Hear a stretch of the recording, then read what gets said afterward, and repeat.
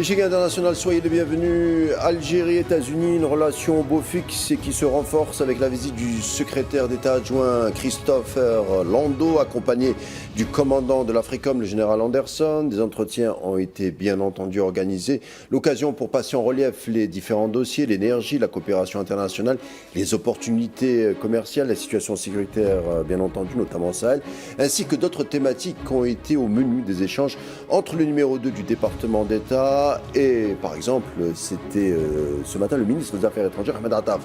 L'Algérie, les États-Unis, avec la tournée au Maghreb du numéro 2 du département d'État américain, on en parle et c'est tout de suite.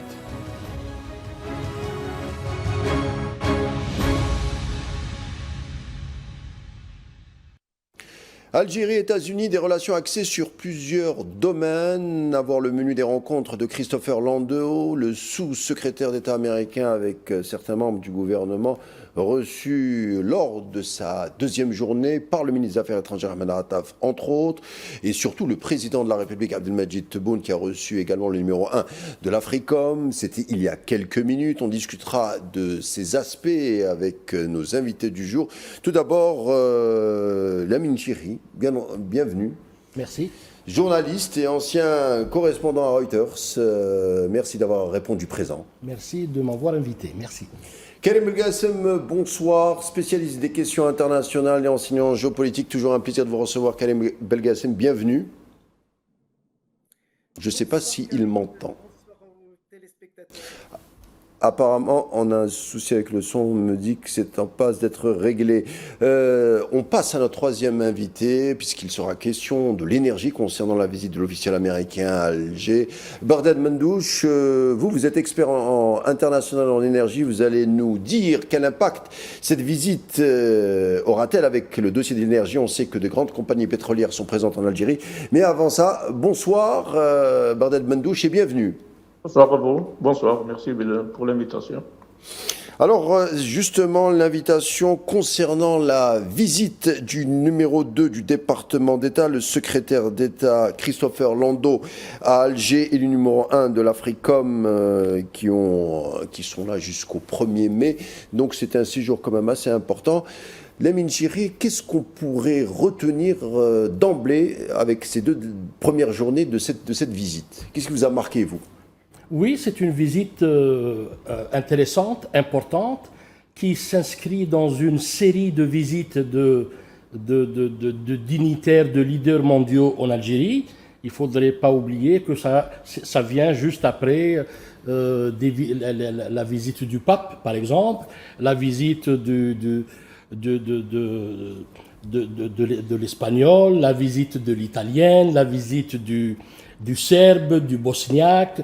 Donc voilà, c'est absolument. Donc l'Algérie devient, j'allais dire, un passage incontournable, notamment au vu de ce qui se passe au Proche-Orient. Nous avons la question du gaz et tout cela. On en reparlera, mais aussi au regard de sa position dans la région, avec tous les troubles que nous connaissons. On a eu hier, avant-hier, donc des troubles importants au Mali. Donc c'est un peu une zone très très sensible. De ce point de vue-là, donc la visite de ces deux personnalités américaines en Algérie est une visite, j'allais dire, somme toute logique. Tebboune avait dit entre les grands on s'entend. Donc on vient pour se concerter, pour échanger. Et cela ne veut pas dire que qu'on va épouser les thèses des uns et des autres. Chacun a sa propre thèse, sa propre vision, mais effectivement, l'Algérie a son mot à dire dans la région. Voilà un peu comment je perçois cette visite. Karim Belgassem, Alger, les États-Unis, une relation au beau fixe, malgré peut-être des approches différentes, nuancées, comme vient de nous le dire Lamine Chiri, mais en tout cas, la présence du numéro 2, le secrétaire d'État à Alger, sa rencontre avec les différents membres du gouvernement, témoigne que la relation, en tout cas, plaide pour un élargissement. Christopher Landau et celui qui l'accompagne à Alger, le général de l'Africom, Dagvin Anderson, ont même été reçus par le président de la République il y a quelques minutes. En tout cas, les deux parties semblent satisfaites. Qu'est-ce que vous en pensez ? On a du mal à récupérer Karim Belgassem. En tout cas, vous m'entendez ? Oui, je vous entends, Karim. Bonsoir. Bonsoir. On est heureux, on vous a récupéré. Oui, également. Est-ce que vous pourriez répéter votre question, Karim, s'il Alors, vous plaît? je disais que les deux personnages, les deux figures politiques américaines, à savoir Christopher Landau, qui est le numéro 2 du département d'État, a été accompagné par le numéro 1 de l'Africom, le général Dagvin Anderson. Ils ont mené ensemble, tout un chacun, différentes rencontres. Mais de prime abord, les deux parties, à savoir la partie américaine et la partie algérienne, semblent satisfaites des menus des pourparlers.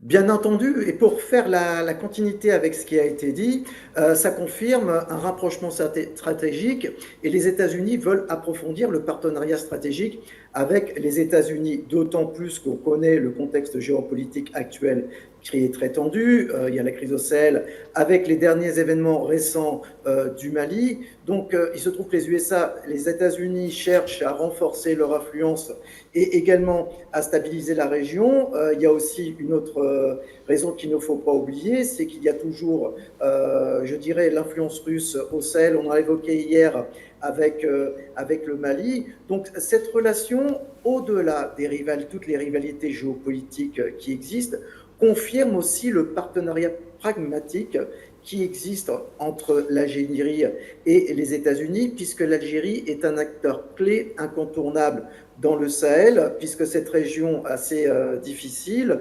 l'Algérie essaye de la sécuriser avec des partenariats divers, et son expérience en termes de terrorisme joue également en sa faveur. Comment les États-Unis perçoivent l'Algérie? Ils la perçoivent comme une puissance militaire régionale, un acteur central au Sahel et surtout un fournisseur énergétique alternatif. Et dans ce contexte géopolitique de plus en plus tendu avec l'Iran, ce qui se passe à Gaza, et la liste pourrait être très très longue, l'Algérie non seulement renforce son leadership, mais aussi négocie sans forcément s'aligner bien entendu, mais continue à peser dans les objectifs régionaux.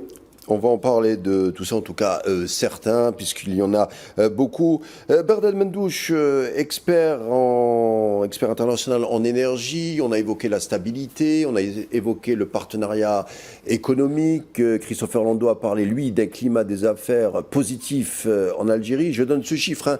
Les échanges commerciaux entre les deux pays atteignent entre 3 et 4 milliards de dollars avec une forte présence américaine, plus de 100 entreprises, hein, une coopération accrue notamment dans le domaine de l'énergie. Avant de rentrer dans les détails, que représente le marché algérien de l'énergie pour les États-Unis ? Dans le domaine de l'énergie, les compagnies américaines sont venues en force à partir de surtout 2021-2022, bien que certaines existaient auparavant, telles que la société Anadarko qui existait en partenaire avec Sonatrach sur le deuxième champ en Algérie qui est Hassi Berkin. Ensuite, elle avait vendu en 2022 ses parts à Occidental, qui est une compagnie américaine. En 2024, le contrat a été prolongé avec Occidental pour une durée de 25 ans, donc c'est un contrat à long terme. Mais surtout, ce qui a été remarqué, c'est la venue pour la première fois de la grande compagnie ExxonMobil, qui est cotée comme première compagnie privée au monde, suivie de Chevron, également compagnie américaine, qui est deuxième compagnie privée au monde. À partir de 2022, 2024, il y a eu signature de contrat avec un accord plutôt, un protocole d'accord, aussi bien avec ExxonMobil qu'avec Chevron, essentiellement au niveau du sud pour la situation du bassin de l'Ahnet, bassin qui recèle de fortes potentialités de découverte de gaz. Et au passage, la compagnie ExxonMobil exploite un champ au sud de Texas, qui est un très grand champ gazier, avec de nouvelles technologies et surtout des technologies de décarbonation. Donc la tendance pour la préservation de l'environnement pour le gaz, c'est un gaz décarboné avec les directives européennes d'ici à 2030. Donc le gaz commercialisé sera entièrement décarboné. Et d'ailleurs, ce sujet, la Sonatrach avait déjà commencé à décarboner au niveau des sites des grands champs de Hasirmel de Ain Amenas. Pour la compagnie Chevron, la même chose. À l'aune des données que vous nous livrez, on comprend pourquoi les Américains, surtout Christopher Lando, a parlé d'un partenariat stable et qui s'inscrit sur le long terme, puisqu'il y a beaucoup de champs, beaucoup de sentiers qui vont être explorés, exploités, beaucoup d'investissements. On sent une densification d'un partenariat qui va démontrer encore pas mal d'illustrations avec ce que vous êtes en train de nous dire. Absolument. Donc, le vice-ministre d'État a parlé de partenariat stable et stratégique parce que sur le plan purement hydrocarbures, les grandes compagnies telles que ExxonMobil et Chevron ne se déplacent pas dans un pays sans qu'il y ait deux conditions essentielles. La première, c'est l'attractivité en termes de code pétrolier, c'est-à-dire de loi, telle que la loi 2019 régissant les hydrocarbures, qui a été établie en 2019 et donc aux normes internationales. Et surtout, elle prévoit deux aspects très importants. Le premier, c'est des avantages fiscaux, tel que ça se fait dans le monde pétrolier, et la possibilité d'avoir plusieurs types de contrats, dont notamment le contrat partage de production, lequel est utilisé à 90% dans le monde. Ceci d'une part. D'autre part, les possibilités que le pays offre en matière de découverte, de grandes découvertes ou de développement de champs existants en utilisant les nouvelles technologies de récupération. Si on prend par exemple le champ de Hassim Saoud, bien qu'il soit daté de 1956, c'est un champ qui recèle encore, qui produit actuellement 400 000 barils par jour, mais qui a des possibilités de produire 1 à 2% de plus avec les nouvelles technologies de récupération. Donc, si vous prenez que 1%, ça vous fait déjà 4 000 barils par jour. On va en parler donc, encore. La même chose pour le champ de Hasirmel. Et dans le champ de Hasirmel, il y a déjà des contrats en cours, ce qu'on appelle le boosting, c'est-à-dire c'est des techniques de récupération de gaz avec une société américaine, Baker Hughes, laquelle utilise les dernières technologies pour pouvoir donner une vie plus longue au champ, d'une part, et d'autre part, augmenter la production de ce champ qui produit 50% de la production algérienne. Merci Bardad Mandouche. D'autre part, je rajouterai juste un petit point. Allez-y.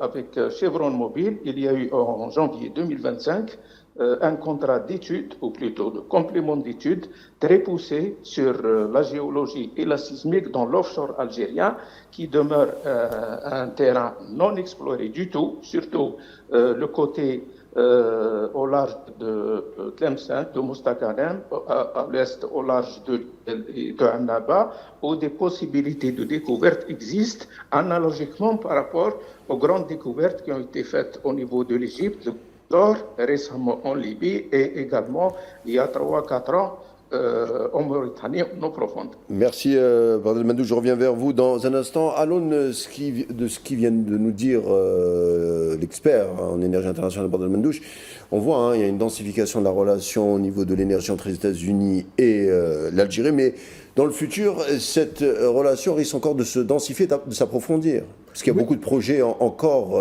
qui demandent à être investis et en collaboration. Tout à fait. Je pense que l'Algérie souhaite justement densifier ses relations avec j'allais dire, les grandes compagnies internationales, pas seulement américaines, mais italiennes, chinoises et autres. L'objectif de l'Algérie, justement, est de booster un peu sa production, ce qui permettrait aussi de booster ses exportations. Nous sommes dans une phase où le prix des hydrocarbures est en train d'augmenter de manière significative. Donc il serait, j'allais dire, utile pour l'Algérie de profiter de cette, même si j'emploie le mot profiter, je dis profiter de cette phase pour essayer j'allais dire, de trouver des ressources financières supplémentaires pour financer son gigantesque j'allais dire, plan de développement global. Donc oui, les compagnies américaines de l'énergie sont déjà présentes. Le spécialiste vient de nous parler de ExxonMobil, de Chevron, d'Occidental. Mais je pense qu'au-delà de l'énergie, l'Algérie est aussi intéressée par j'allais dire, des partenariats en dehors des hydrocarbures avec les Américains, notamment dans la pharmacie, télécommunications, l'agriculture. L'agriculture. En parlant d'agriculture, justement, nous sommes sur le point d'achever dans quelques temps l'immense projet de Beledna avec les Qataris. Les Américains sont dans ce projet puisque nous allons importer un peu des dizaines de milliers de vaches des États-Unis. Donc voilà, ce n'est plus seulement l'énergie, mais c'est surtout aller dans le sens de l'Algérie qui souhaite diversifier justement son économie en dehors des hydrocarbures, d'où la nécessité justement de booster nos relations avec notamment ce partenaire important qu'est les États-Unis.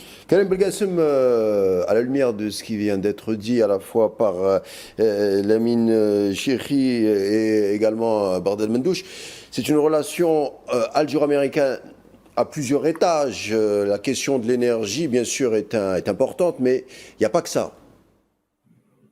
Non, effectivement, il n'y a pas que ça, c'est une relation d'intérêt mutuel. Et Karim, je sais que vous êtes féru d'histoire, il faut quand même rappeler, si on remonte très très loin, que déjà, le sénateur John Fitzgerald Kennedy, avant qu'il soit candidat et lorsqu'il était sénateur, avait prôné l'émancipation algérienne et la dépendance. C'est un mouvement qu'il a toujours soutenu et ce discours a été un tournant diplomatique.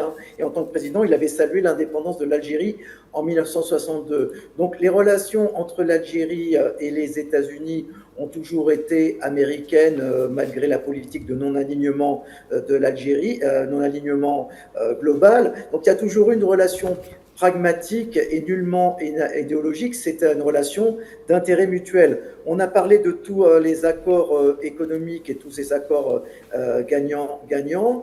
Il y a eu un rapprochement dans les années 2000 à propos du terrorisme et de l'économie. Et ces négociations stratégiques qui ont lieu actuellement interviennent, j'en parlais tout à l'heure, dans un contexte de la rivalité globale avec la présence de la Chine, de la Russie et des Émirats dans le Sahel. On en parlera peut-être tout à l'heure. Donc il y a l'aspect aussi sécuritaire qui est très importante et qui est sous-jacent. On avait évoqué hier le sujet du Mali. La sécurisation du Sahel est très très importante et les États-Unis opèrent également, de par ces rivalités géopolitiques avec la Chine et la Russie, un rapprochement très très important. C'est ce que les États-Unis ont tenté de faire également avec le Mali.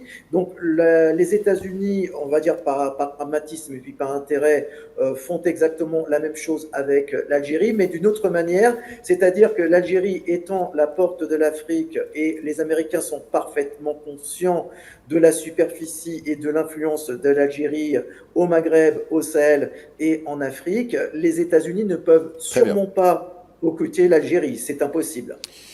Bardel Mendouche, alors vous l'avez dit il y a un instant, le ministre de l'énergie algérien Mohamed Arkab a reçu le vice-ministre américain des Affaires étrangères. On le sait, vous l'avez dit, les grosses compagnies américaines en énergie sont présentes en Algérie, Occidental Petroleum, Chevron, ExxonMobil, Halliburton et Schlumberger. Et en signant des conventions avec Sonatrach, vous l'avez dit, suite à la nouvelle loi sur les hydrocarbures. Mais à ce niveau, la présence américaine avec le domaine de l'énergie se renforce. Déjà en 2024, on voyait quand même une volonté de s'intéresser de plus en plus au terrain algérien. Mais concrètement, quel bénéfice tire l'Algérie de la présence, je répète ma question, il y a le téléphone qui a sonné, quel bénéfice tire l'Algérie de la présence de ces grosses compagnies américaines ? Le bénéfice que l'Algérie tire de ces grosses compagnies américaines, d'abord, ils viennent pour de gros contrats sur le long terme, 20, 25 ans, 30 ans. Ils apportent leur financement au départ Je signale au passage que, par exemple, pour le Chevron, la campagne complémentaire d'études est financée entièrement par la compagnie. Donc, dans le cas où il y a des découvertes, à ce moment-là, elle va récupérer la partie qui a été dépensée par le système de partage de production à travers soit le gaz, soit le pétrole qui va être découvert. Donc, sur le plan financier, il y a un apport financier important qui est apporté par ces compagnies. Deuxièmement, et c'est le plus important, ce sont des compagnies qui opèrent dans le monde entier, de grandes compagnies qui ont des technologies, qui ont dans leur siège à Houston des bureaux. J'ai eu l'occasion, quand j'étais en fonction, de visiter ces bureaux d'études, des bureaux de recherche et développement, qui sont très très avancés et qui apportent les dernières technologies en la matière et également les derniers équipements en la matière. Par exemple, vous avez cité Halliburton et Schlumberger qui était auparavant Schlumberger, une société française, mais elle est redevenue majoritairement à capitaux américains par le plus grand actionnaire Black Pump. Et donc, ce sont des sociétés de services pétroliers qui travaillent avec la Sonatrach et bien sûr avec les compagnies partenaires de Sonatrach et qui développent des technologies de test de puits, d'évaluation des réservoirs. Ce sont des technologies qui évoluent très très vite. Donc chaque année, il y a une nouvelle technologie. Donc c'est pour cette raison que tous les pays pétroliers ont besoin de ces compagnies parce que leur force, c'est la recherche et développement et l'innovation. Et maintenant, c'est l'intelligence artificielle qui est utilisée par ces compagnies pour pouvoir être au top des technologies en matière aussi bien d'exploration, de développement, de récupération que d'exploitation et de transport des hydrocarbures, que ce soit le pétrole ou le gaz. Bernard Mendouche, l'Algérie en chiffres au niveau des hydrocarbures, alors c'est une capacité gazière à peu près de 140 milliards de mètres cubes par an, c'est la première en Afrique, hein, et d'importantes exportations notamment. Premier producteur africain de gaz. Voilà, et le pays dispose... Et septième exportateur dans le monde, et premier exportateur en Afrique. Le pays dispose d'à peu près de 13 milliards de barils de réserves prouvées en matière de pétrole. La production de pétrole brut devrait se maintenir à un niveau élevé avec des prévisions avoisinant on dit les 1 150 000 barils jour, en tout cas jusqu'à 2028. En tout cas, l'Algérie consolide sa position de fournisseur fiable et ça s'est vu avec la guerre en Iran. On a vu que l'Algérie pouvait réagir dans l'urgence avec des pays, des partenaires européens, les Pays-Bas, l'Italie, l'Angleterre, même la France. Il y a une réactivité express de l'Algérie et l'Algérie a démontré que c'était un pilier central quand le marché pétrolier était complètement bouleversé. Est-ce que vous confirmez ? Absolument, je le confirme. Dans le plan de développement de Sonatrach, donc les 5 prochaines années, notamment pour le gaz, donc avec tous l'investissement qu'on va faire Sonatrach, à peu près 12 milliards de dollars par an, 70 à 75% sont consacrés à l'amont pétrolier, c'est-à-dire l'exploration, la production, valorisation des gisements existants et récupération tertiaire ou quaternaire. Donc l'objectif est de dépasser et d'aller à 160 jusqu'à 200 milliards de mètres cubes par an et de doubler l'exportation.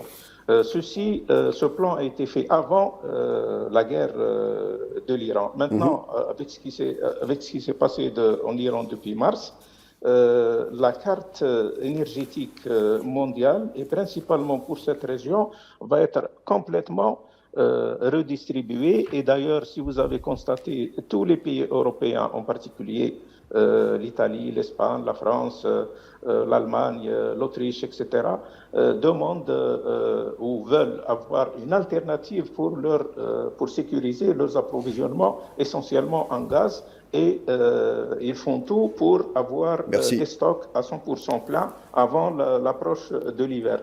Et ils se tournent sur le marché algérien qui a des avantages comparatifs en matière de proximité pour l'Europe, surtout pour l'Europe du Sud. Ça, c'est le premier point. Le deuxième point, l'Algérie dispose de 2 atouts majeurs qui sont les moyens de transport, sont les 2 gazoducs le Transmed à l'est, le Medgaz à l'ouest vers l'Espagne, et une flotte de 9 méthaniers pour le GNL qui peut aller jusqu'au marché asiatique et à leur tête la Chine. D'ailleurs, la Sonatrach a diversifié ses clients et a déjà fait toute une stratégie pour pouvoir conquérir le marché asiatique qui était, avant la guerre en Iran, qui était pratiquement une mainmise des pays de Golfe où pratiquement 60% de leur gaz était acheminé vers l'Asie. Ces potentialités ont été certainement vues et étudiées et analysées par le partenaire américain. C'est ce qui explique aussi une des raisons de la présence des 2 officiels américains en Algérie. Merci Bardel Mendouche, on arrive malheureusement à la fin de notre émission. Merci pour vos éclaircissements et vos données. Je vous dis à bientôt. Bardel Mendouche, analyse internationale en énergie, qui nous parlait à partir de Londres. Je remercie également Lamine Chihri, journaliste, ancien correspondant à Reuters. Merci d'avoir répondu, président Lamine Chihri. Je vous dis à bientôt. Karim Belgassem, professeur en géopolitique, qui nous a donné aussi quelques clés de compréhension par rapport à cette relation algéro-américaine à travers l'histoire, mais aussi les derniers événements comme le Mali. Je vous remercie Karim Belgassem, et je vous dis à bientôt. À bientôt, merci Karim. L'échiquier international se conclura ici. Merci de nous avoir prêté attention. Je vous laisse avec la suite des programmes sur Al 24 News et on se retrouve samedi. D'ici là, portez-vous bien.